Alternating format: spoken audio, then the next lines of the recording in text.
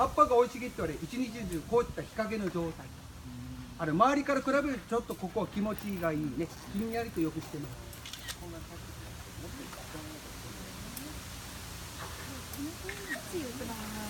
じゃあ左に曲がったらこれから少し長めなね、800メートルのストレートコースやっていきます。